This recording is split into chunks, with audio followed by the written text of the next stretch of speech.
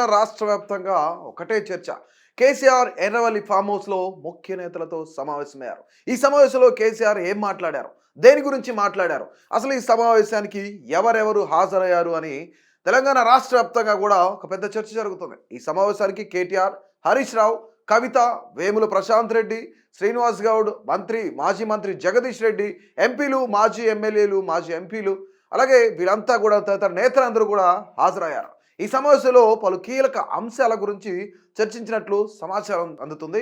ఇక ఈ సమావేశంలో ముఖ్యమైన వాటి గురించి ప్రధానంగా చర్చించుకున్నట్లు కూడా తెలుస్తా ఉంది. ఇక ఎమ్మెల్యే కోట, ఎమ్మెల్సీ ఎన్నికల గురించి చర్చించినట్టు తెలుస్తుంది. ఇక్కడ ఒక కేసీఆర్ ఆలోచన ఏంటి? కేవలం అవకాశం ఉంది బీఆర్ఎస్, కానీ ఇక్కడ ఇద్దరు ఎమ్మెల్సీలను నిలబెట్టడానికి కేసీఆర్ వ్యూహం ఏంటి అనేది కూడా చర్చించుకుంటున్నాను. ఇక రెండవది పార్టీ సిల్వర్ జూబ్లీ సెలబ్రేషన్స్, అలాగే మూడవది మనం చూసుకున్నట్లయితే బడ్జెట్ సమావేశాల గురించి మాట్లాడినట్టు కూడా సమాచారం.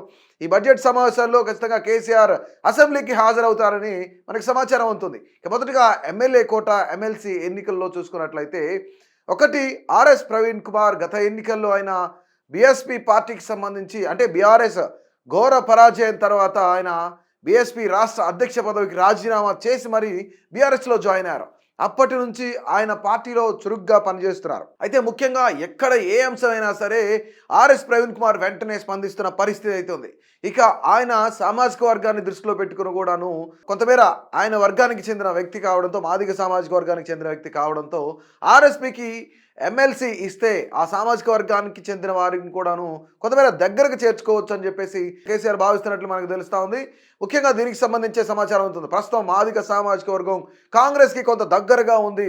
దానికి ముఖ్యమైన కారణం ఏంటంటే ఎన్నో ఏళ్ల నుంచి ఎస్సీ ఏబిసిడి వర్గీకరణ కోసం ఆ సామాజిక వర్గం పోరాడుతుండటం మనం అందరం చూస్తూనే ఉన్నాం. ఇప్పుడు రేవంత్ రెడ్డి సర్కార్ వర్గీకరణను అమలు పరచడంతో వారంతా కాంగ్రెస్కి దగ్గరవుతున్నట్లు మనకు తెలుస్తోంది. ఇక కేసీఆర్ ముఖ్యంగా వాళ్ళంతా మాదిగ సామాజిక వర్గం వాళ్ళంతా కూడాను కాంగ్రెస్కి దగ్గరవుతున్నారు అనే నేపథ్యంలోనే కేసీఆర్ ఈ నిర్ణయం తీసుకున్నారని మనకి సమాచారం. ఇక రెండవ ఎమ్మెల్సీ అభ్యర్థిగా సత్యవతి రాథోడ్కి సంబంధించి ఆమెకి ఇవ్వాలని చెప్పేసి కొంతమేర సమాచారం అందుతుంది.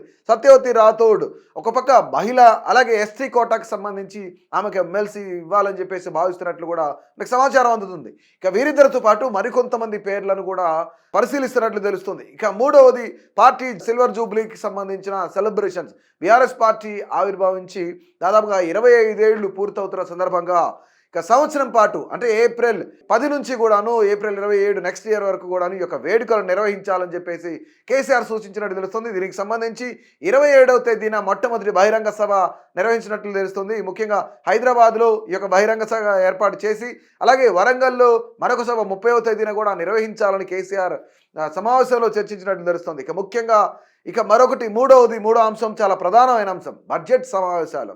ఈ బడ్జెట్ సమావేశాలకు ప్రతిపక్ష నేతగా ఈసారి అసెంబ్లీలో కేసీఆర్ హాజరై మాట్లాడతారని చెప్పేసి ఇప్పటికే రాష్ట్ర వ్యాప్తంగా కూడాను మాట్లాడుకుంటున్న పరిస్థితి అయితే ఉంది. కేసీఆర్ కూడా దీనిపైన చర్చించినట్టు తెలుస్తుంది. ఇక రాష్ట్ర ప్రభుత్వం ప్రస్తుతం కేసీఆర్ హయాంలో రాష్ట్రం బాగా తెలంగాణ రాష్ట్రం గ్రాఫ్ పెరిగి అంతా బాగుంది అనుకుంటున్న తరుణంలోనే కాంగ్రెస్ అధికారంలోకి వచ్చింది. ఇక కాంగ్రెస్ పాలనలో ఆ యొక్క రాష్ట్ర గ్రాఫ్ అంతా కూడా పడిపోతుంది. బడ్జెట్కి సంబంధించి కానీ, ఆర్థిక పరిస్థితులు కానీ ఏది ఏమైనా సరే అంటే కాంగ్రెస్ అధికారంలోకి వచ్చిన తర్వాత గతంలో కూడా కేసీఆర్ కొన్ని సంచలనమైన కామెంట్ చేశారు.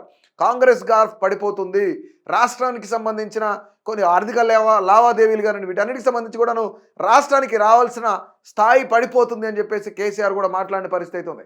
ఇక అసెంబ్లీకి వచ్చి కేసీఆర్ మాట్లాడాలని నిర్ణయించుకున్నట్లు కూడా చాలా క్లియర్గా తెలుస్తుంది మనకి. ఇక దగ్గరలోనే స్థానిక సంస్థల ఎన్నికలు కూడా ఉండటంతో ఇక ప్రజల్లోనే నాయకులంతా ఉండాలని, లోకల్ బాడీ ఎన్నికల్లో బీఆర్ఎస్ సత్తా చాటాలని కేసీఆర్ చెప్పినట్లు తెలుస్తుంది. ఇక ఎవరైతే బీఆర్ఎస్ నుంచి 10 మంది ఎమ్మెల్యేలు కాంగ్రెస్లో జాయిన్ అయ్యారో ఆ యొక్క నియోజకవర్గాల్లో ఖచ్చితంగా, ఎందుకంటే ఇప్పటికే సుప్రీంకోర్టులో ఆ యొక్క కేసు నడుస్తూ ఉంది. ముఖ్యంగా మరోపక్క లఘుచర్ల కానీ, అలాగే హకీంపేట భూముల విషయంలో కానీ ఆల్రెడీ బీఆర్ఎస్ కొంతమేర ప్రజల తరఫున నిలబడింది. ప్రజలకే మద్దతుగా కోర్టు కూడా తీర్పునిచ్చిన తరుణంలోనే ఇక ఉప ఎన్నిక జరగనుంది గ్యారంటీగా. ఎవరైతే 10 మంది ఎమ్మెల్యేలు బీఆర్ఎస్ నుంచి కాంగ్రెస్లో జాయిన్ అయ్యారో ఆ యొక్క నియోజకవర్గాల్లో ఉప ఎన్నిక కూడా వస్తుంది. 10కి 10 నియోజకవర్గాలు గెలవాలంటే ఏ విధంగా ముందుకు వెళ్లాలో కేసీఆర్ దిశానిర్దేశం నేతలకు చేసినట్లు కూడాను మనకు సమాచారం అవుతుంది. ముఖ్యంగా ప్రతి ఒక్కళ్ళు అటు స్థానిక సంస్థల ఎన్నికలకు కానివ్వండి, 10 నియోజకవర్గాల్లో ఖచ్చితంగా ఉప ఎన్నిక వస్తుంది, దానికి సిద్ధంగా ఉండండి అని కూడాను కేసీఆర్ పార్టీ నేతలందరికీ కూడాను పిలుపునిచ్చినట్లు మనకి సమాచారం.